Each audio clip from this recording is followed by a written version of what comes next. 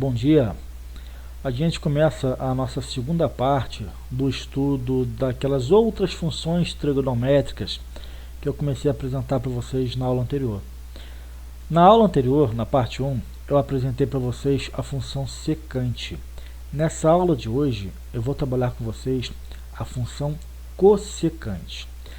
Na função secante, a gente aprendeu que a secante é o inverso da função cosseno. Então, para você trabalhar a função secante, você precisa conhecer bem a função cosseno, porque a secante é o inverso da função cosseno. Nessa aula de hoje, tu vai aprender que a cossecante é o inverso da função seno. Então, para você conhecer bem a função cossecante, tu tem que conhecer bem a função seno, porque a cossecante é o inverso da função seno, ok? Tudo que a gente desenvolveu na primeira parte, a gente vai desenvolver agora na segunda parte, só que especificamente para a função cossecante. Vamos lá? Aqui vocês têm a circunferência trigonométrica, padrão, clássica, tá?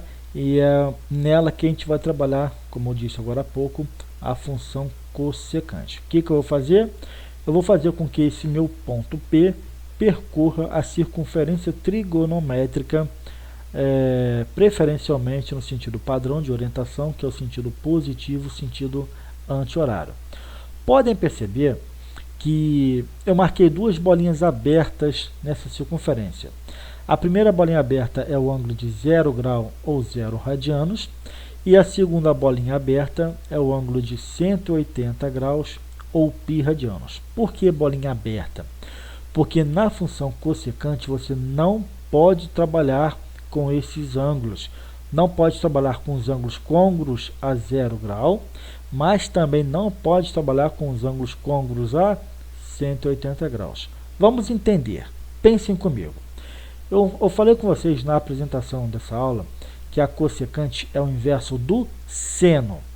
Cossecante é o inverso do seno. Ok. Se é o inverso do seno, então quer dizer que a cossecante é 1 sobre seno. É 1 dividido pelo seno. É uma fração. É uma fração onde a parte de baixo é a função seno. Só que numa fração, a parte de baixo nunca pode ser zero. Não existe divisão por zero. Isso significa que a parte de baixo, seno, não pode ser igual a zero. Aí eu te pergunto, onde é que a função seno é igual a zero? Ela é igual a zero exatamente nessas duas bolinhas abertas ali. Só que não pode ser, porque a parte de baixo da fração tem que ser diferente de zero. Então, por isso que a função cossecante, como ela depende da função seno, como a cossecante é o inverso da função seno, significa que onde você não puder trabalhar com o seno, vai fazer parte do domínio da função cossecante, ok? Então, essas duas pontas, direita e esquerda, essas duas extremas, direita e esquerda, 0 grau e 180 graus, ou qualquer outro ângulo que caia nesses dois pontos, definitivamente você não pode trabalhar com a função cossecante, tá bom? Bem, feita essa apresentação inicial, eu quero que vocês entendam agora o seguinte para mim aqui, por favor. Nesse ponto P, eu vou criar uma reta tangente. Uma reta tangente é uma reta que vai tangenciar a circunferência num único ponto, no caso, ponto P. Tangenciar a circunferência é tocar a circunferência. E tocar significa um único ponto, tá? Ponto de tangência, ponto de toque, tá? Então, a gente tem que ter essa definição, ou a gente tem que ter essa conceituação, tá? Para a gente entender o que a gente está trabalhando. Professor, que reta que é essa que vai tangenciar a circunferência pelo ponto P? É exatamente essa reta aqui, ó, que está piscando para vocês, tá? Essa reta é a reta que tangencia a circunferência trigonométrica no ponto P. Tranquilo. Agora, gente, um detalhe é o seguinte. Para onde esse ponto P for, a reta tangente vai atrás, ela está grudada no ponto P. Por que ela está grudada no ponto P? Por que ela vai acompanhar permanentemente o ponto P? Por causa de uma propriedade que existe. Quando você cria uma reta que tangencia a circunferência no ponto P qualquer, e aí você identifica o ângulo de inclinação do raio da circunferência nesse ponto com a própria reta tangente, você cria internamente aqui um ângulo reto, um ângulo de 90 graus. Professor, não estou entendendo. Então, olha só, por favor. Vou criar esse pontinho D que está piscando na frente de vocês agora aí, tá bom? Olha só que interessante. Vocês conseguem perceber que se criou um triângulo O, P e D? Triângulo vermelho, esse triângulozinho azul, que é o centro da circunferência, e esse ponto P, que é o ponto de tangência. Esse triângulozinho aqui, ele é um triângulo retângulo, obrigatoriamente, tá? O ângulo reto é exatamente esse ângulo interno P aqui, 90 graus, tá? Repito, por que é um ângulo reto? Por que eu sei que ali é um ângulo permanente, um ângulo fixo de 90 graus? Por causa de uma propriedade da geometria. Que propriedade? Olha só, é uma reta que tangencia a circunferência trigonométrica no ponto P. Ok. Quando você olha essa reta tangente à circunferência no ponto P e compara com o raio da circunferência nesse mesmo ponto P, o ângulo de inclinação da reta com o raio é um ângulo reto de 90 graus. Então, por isso que a reta vai sempre acompanhar o ponto P, porque esse ângulo é sempre um ângulo fixo permanente de 90 graus. Esse ângulo não pode se dissolver, ele tem que sempre permanecer constante. Então, gente, vai acontecer outro detalhe interessante. Olha só, tá vendo que essa reta encontra o eixo do seno nesse pontinho vermelho D? O eixo do seno é o eixo vertical, é o eixo de pé, é o eixo que está sem sono. Então, você já começa a identificar que a cossecante está relacionada com o eixo do seno, ok? Então, o que tu vai fazer? Vai perceber o seguinte, ó, conforme você muda o ponto P, o ponto D também muda de lugar. De outra forma, conforme você mexe na abertura do ângulo, o ponto D ele fica percorrendo o eixo do seno. O ponto D ele se desloca sobre o eixo do seno. Então, tu já percebe que a cossecante está relacionada com o eixo do seno. Tá claro? Agora, olha só que interessante que eu quero que vocês observem. Quando... Vou até pausar aqui o vídeo nesse exato momento. O vídeo não, né? A animação. Olha só que interessante. Quando você desloca o ponto P, esse pontinho D, ele vem lá de cima do mais infinito, desce até esse nível 1 aqui e volta a subir para o mais infinito. Concorda comigo? Dispara para o mais infinito. Ok. Agora, esse pontinho vermelho ele vai surgir aqui embaixo, lá no menos infinito. Então, conforme você muda o ponto P, o ponto D ele vem do menos infinito, subindo até o menos 1, chegou no nível menos 1, volta a cair de novo. Percebeu? Ó, voltou a cair. Então, tu vai se dar conta de que exatamente? De que o ponto D ele vem aqui do mais infinito, desce até a altura 1 e volta a subir para o mais infinito. E lá de baixo? Ele vem aqui debaixo do menos infinito, sobe até o menos 1 e volta a cair para o menos infinito. Observem, por favor. Altura 1 vai para o mais infinito. Agora sobe lá do menos infinito até o menos 1 e volta a cair de novo para o menos infinito. Vem do mais infinito, cai até o 1 e dispara para o mais infinito de novo. Agora ele vem lá do menos infinito, sobe até o menos 1 e dispara para o menos infinito de novo. Olha só como é que vai ficar mais fácil de vocês enxergarem agora. Ó. desceu até o 1, subiu até o mais infinito. Subiu até o menos 1, desceu até o menos infinito. Desceu do mais infinito até o 1, subiu novamente até o mais infinito. E fica permanentemente nessa brincadeira, eternamente, periodicamente, ciclicamente. Por isso que se chama função circular, tá bom? E agora eu quero que vocês observem para mim o seguinte. Olha só aqui, por favor. Deixa eu começar aqui, ó.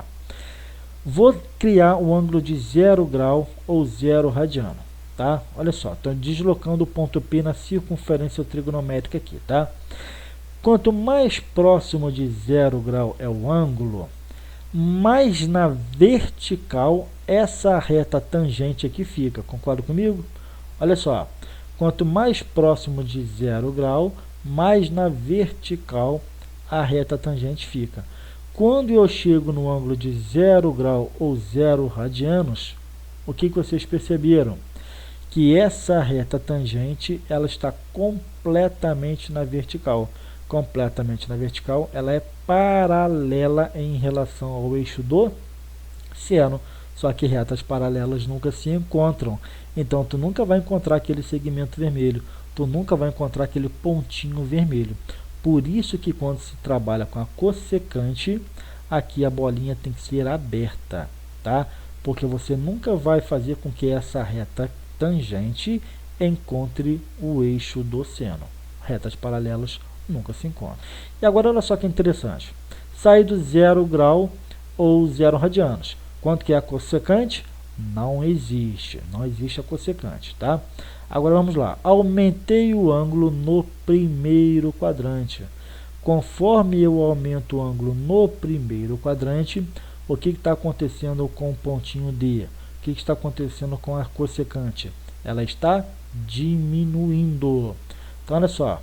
Aumento o meu ângulo, a cossecante diminui. Comportamento contrário. Função decrescente no primeiro quadrante. Só que ela é decrescente positiva, por quê? O segmento vermelho está completamente acima do centro da circunferência. Valores acima do zero são valores positivos. Então, no primeiro quadrante, a cossecante ela é decrescente, porém positiva. Ela decresce até o ponto mais baixo dela, que é o 1, ok?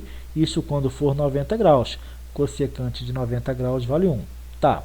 E agora, no segundo quadrante, conforme eu aumento o meu ângulo, a cossecante também aumenta, vai cada vez mais para cima. Ó. Aumenta o ângulo, a cossecante também aumenta. Perceberam? Se eu quisesse, por exemplo, calcular a cossecante desse ângulo, de 148,03 graus, quanto que seria a cossecante desse ângulo? Está ali, ó, 1,89. Agora, então a gente já sabe, ó, aumenta o ângulo, a cossecante aumenta, crescente. Crescente positivo, porque está apontando cada vez mais para o mais infinito. Ok? Agora, essa reta tangente aqui, quanto mais próximo de 180 graus se aproxima, né, mais na vertical a reta tangente é, até que eu chego de fato a 180 graus. Gente, olha que interessante. 180 graus, essa reta tangente, ela é vertical.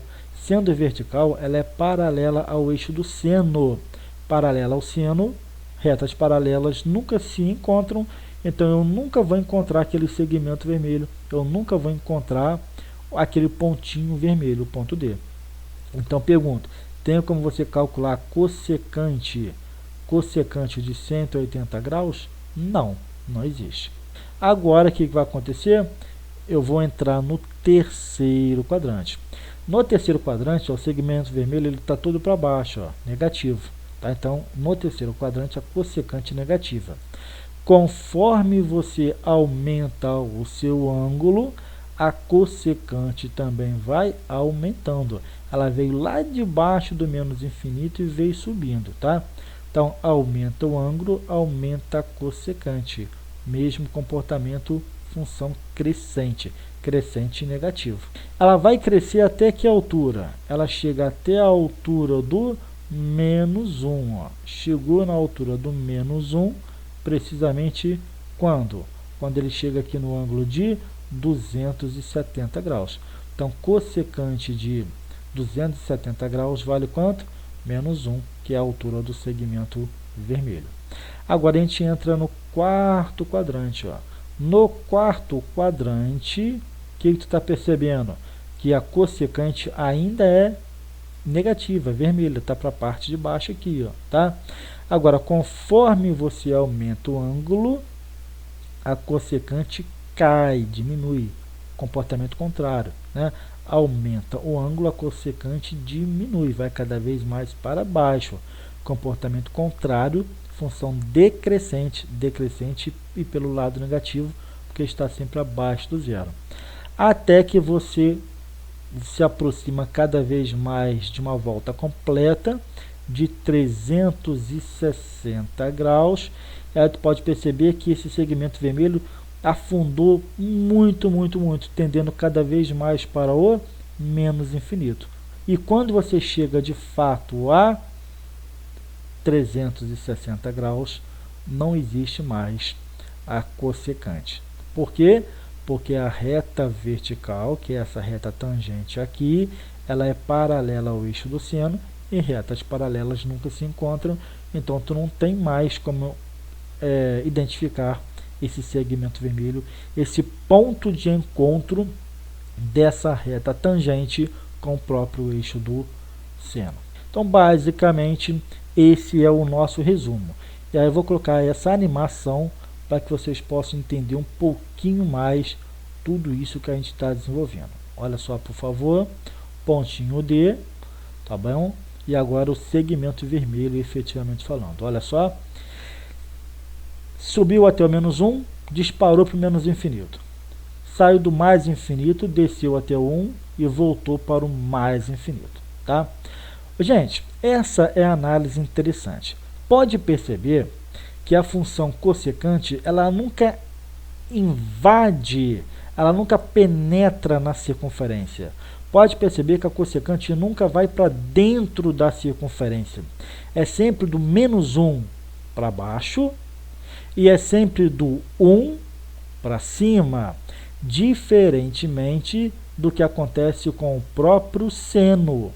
O seno, a imagem da função seno sempre fica presa dentro da circunferência trigonométrica. A imagem da função seno fica sempre presa dentro do intervalo que vai de menos 1 até 1. É exatamente o contrário, o inverso que acontece com a cossecante. A cossecante, ela fica exatamente lá de fora. É do 1 para cima e do menos infinito até o menos 1. Tá bom? É do menos 1 para baixo e depois vai de onde? Do 1 para cima. É exatamente o contrário, por isso que é uma função inversa. Comportamentos contrários, invertidos, um em relação ao outro. Seno é em relação a cossecante. E agora eu quero que vocês observem para mim um detalhe bacana que eu vou mostrar para vocês aqui. Ó. Olha só aqui, por favor. Eu criei para vocês uma comparação. Aqui vocês têm o plano cartesiano do lado direito e vocês têm do lado esquerdo exatamente a circunferência trigonométrica, tá? O que eu vou fazer? Eu vou colocar o gráfico agora dentro do plano cartesiano. Pode observar que aqui eu criei as linhas vermelhas, que são as nossas assíntotas. Aqui é uma outra assíntota, aqui tem mais uma assíntota e assim por diante. Aqui ó, é o ângulo de menos 180 graus, aqui é o ângulo de 0 grau, aqui é 180 graus e aqui é 2π. Podem observar que as bolinhas abertas estão no 0, 180 graus para a esquerda e 180 graus para a direita. Exatamente isso daqui, ó, 0, 180 graus para a direita e 180 graus para a esquerda. E aqui você tem uma linha pontilhada que é uma outra assíntota. É uma outra assíntota, tá? Isso significa o quê? Que na função seno, o gráfico fica preso dentro dessas duas linhas horizontais aqui, ó. Na função cossecante, é o inverso. O gráfico fica solto para fora dessas duas linhas horizontais. Ele fica acima dessa linha aqui e abaixo dessa linha aqui. Enquanto que na função seno, o gráfico fica preso dentro dessas linhas. Quer ver? Olha que bacana que vai acontecer a partir de agora. Olha o gráfico. Só observa, ó. Esse é o gráfico da função cossecante.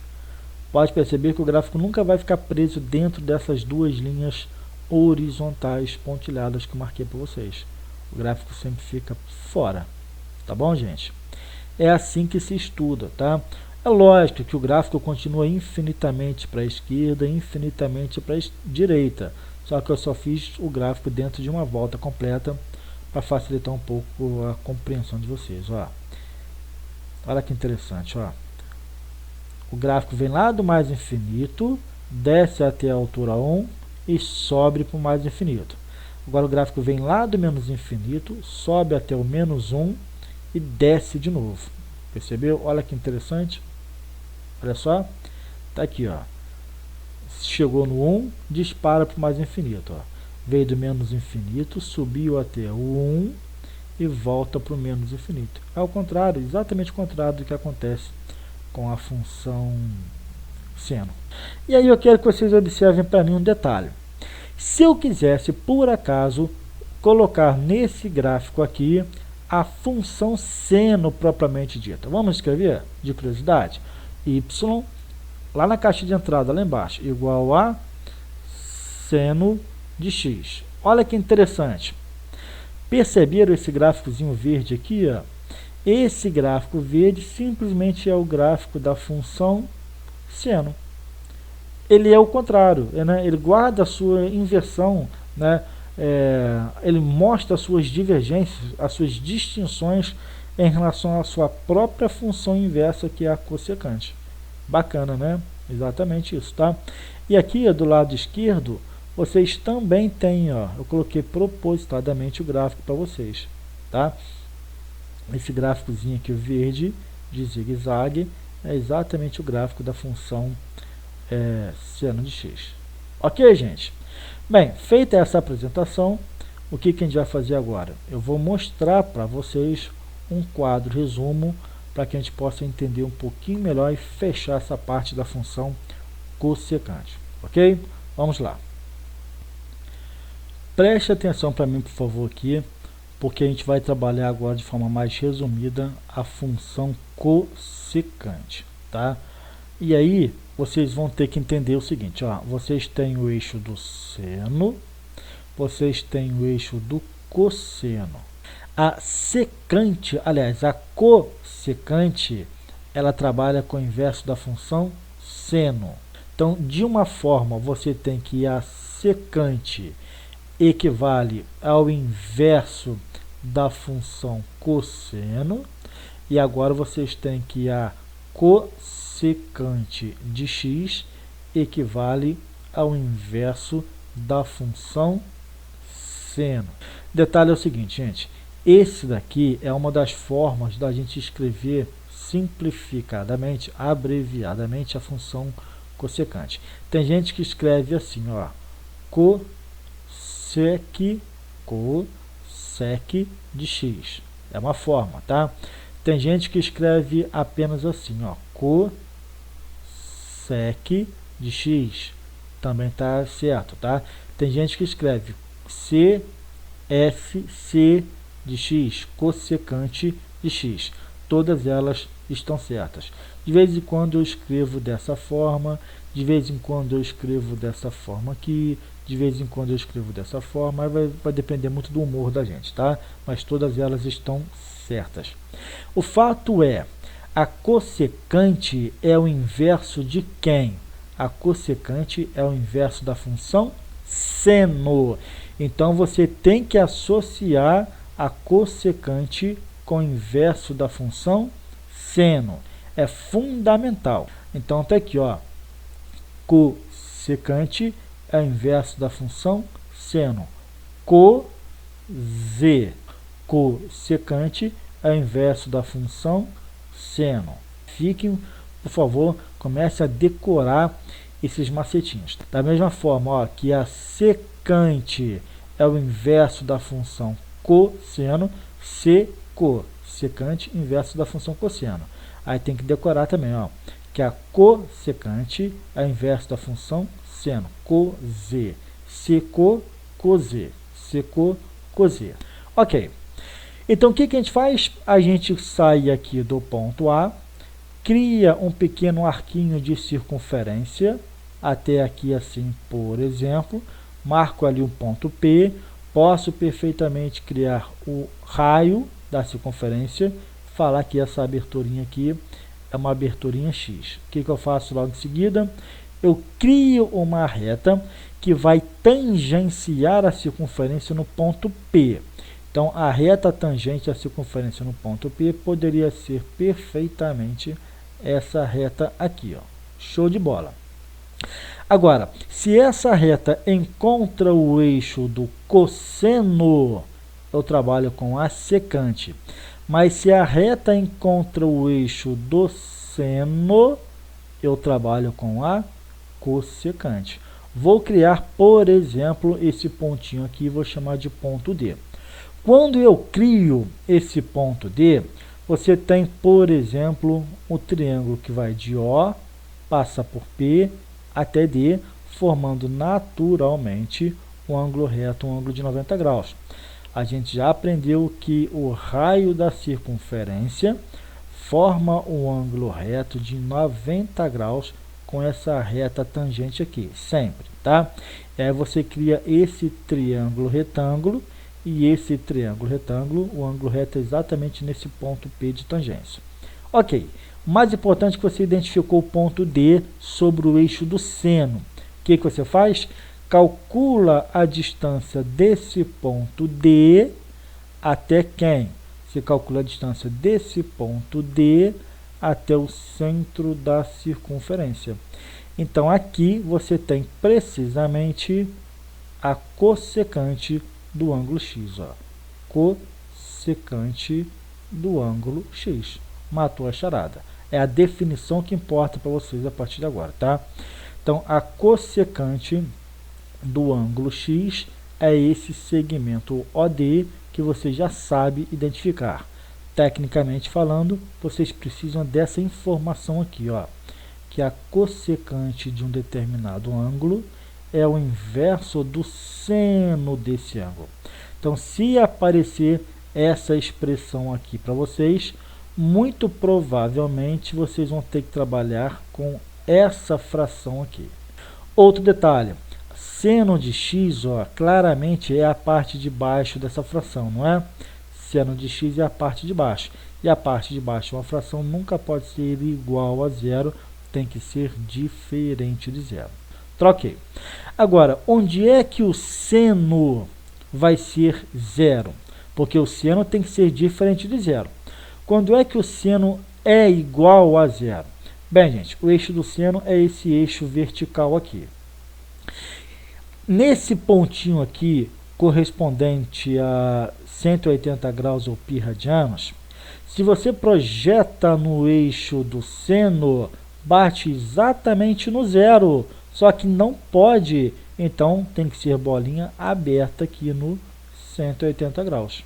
De forma muito semelhante, se você está trabalhando com esse pontinho aqui, ó, que é o 0 grau ou 0 radianos, se você pega esse ponto e projeta no eixo do seno, no eixo do seno, o que vai acontecer? Vai bater no zero, só que não pode ser zero, então tem que ser bolinha aberta aqui também, claramente bolinha aberta. Aí você começa a perceber o seguinte, ó, quem seria, portanto, o domínio da função cossecante? Bem, não pode ser o zero, não pode ser os 180 graus e não pode ser nenhum ângulo congruente a zero ou 180 graus. Concorda comigo? Então, olha só, vou escrever até aqui assim no cantinho para não bagunçar isso de vocês. Tá? Os ângulos x, eles podem ser, por exemplo, iguais a zero? Não, não pode. Então, tem que ser diferente de zero. Ok. Saindo do zero, se você anda uma certa quantidade k inteira de intervalos de 180 graus, você cai ou nesse ponto π ou cai de volta no ponto zero. Por exemplo, Saiu daqui, aí você andou, vou até fazer com uma cor mais destacada para vocês aqui, ó. Saiu do zero, aí você andou um intervalo de 180 graus, aí caiu aonde? Caiu aqui, ok. 2 intervalos de 180 graus, então você anda mais um intervalo, você caiu aqui de novo, ok? Isso não pode acontecer, tá claro? Então, o que significa isso? Que o x tem que ser diferente de zero, mas os intervalos inteiros de 180 graus, a partir do zero. Só que, gente, 0 mais capi é capi, concorda comigo? Então, de forma mais simplificada, de forma mais resumida, esse zero aqui não faz sentido. Então, x tem que ser diferente de capi. É exatamente isso aqui, ó. X diferente de capi, sempre considerando k um número inteiro. Lembra disso? Então, quem é o domínio da função cossecante? Quem são os valores, quem são os ângulos que você pode trabalhar para a função cossecante? Tu pode trabalhar um conjunto qualquer de valores x, valores todos esses números reais, desde que sejam diferentes de capi. Basicamente é isso, tá? Agora, e a imagem? Bem, gente, olha só que interessante. Vocês perceberam agora há pouco que a imagem da função cossecante, ela saía de onde? Ó? Ela saía desse pontinho aqui, que é o 1, e subia infinitamente pelo eixo do seno, tendendo, obviamente, cada vez mais para o mais infinito. E, por outro lado, ele saía aqui desse pontinho mais baixo, que é o menos 1, e descia infinitamente, tendendo, obviamente, cada vez mais para o menos infinito. Então, esse intervalo aqui é um pedaço da imagem, e esse outro pedacinho vermelho aqui é outro pedaço da imagem. Então, você percebe o seguinte, ó, é fechado no 1 e aberto até o mais infinito. Ó. Fechado no menos 1 e aberto até o menos infinito.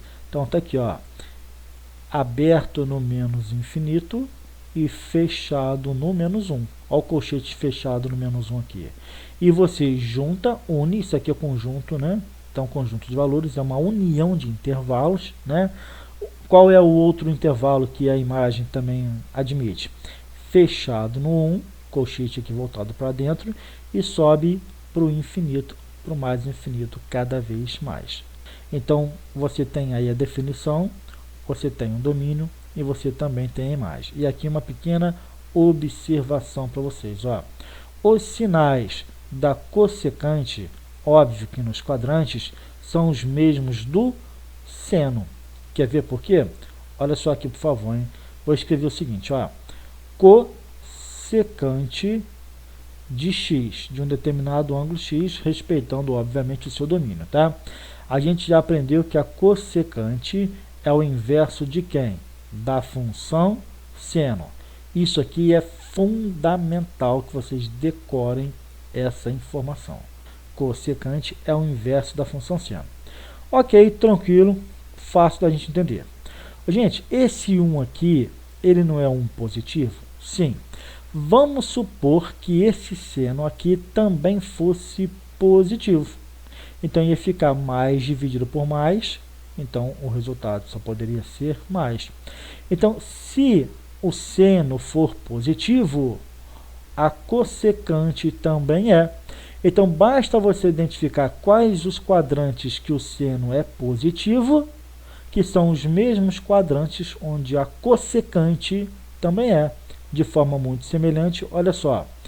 Vamos supor que esse seno aqui fosse negativo. Tá. Aí ia ficar mais dividido por menos. Mais dividido por menos só pode ser menos.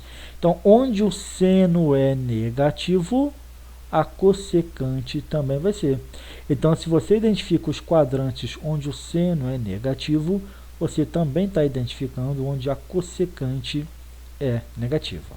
Mas, reforço, o mais importante é vocês, nesse momento, entenderem ou decorarem essa fórmulazinha aqui, ó, que a cossecante é o inverso da função seno.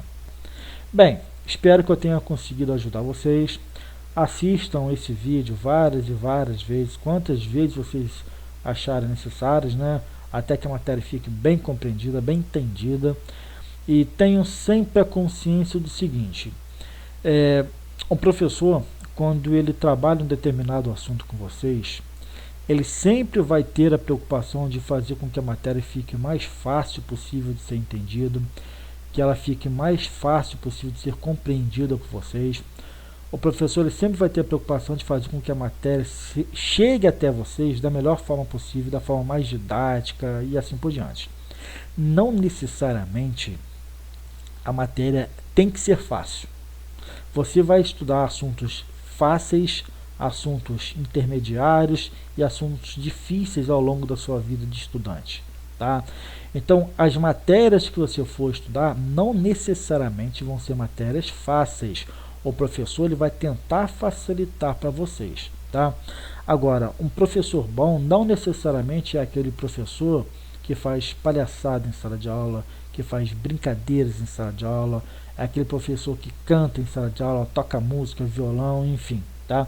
Às vezes isso ajuda para que vocês quebrem um pouco do gelo que existe na matéria. Às vezes é uma matéria muito difícil, como a matemática é, e às vezes vocês precisam que essa tensão toda durante uma aula pesada de matemática, ela fique quebrada.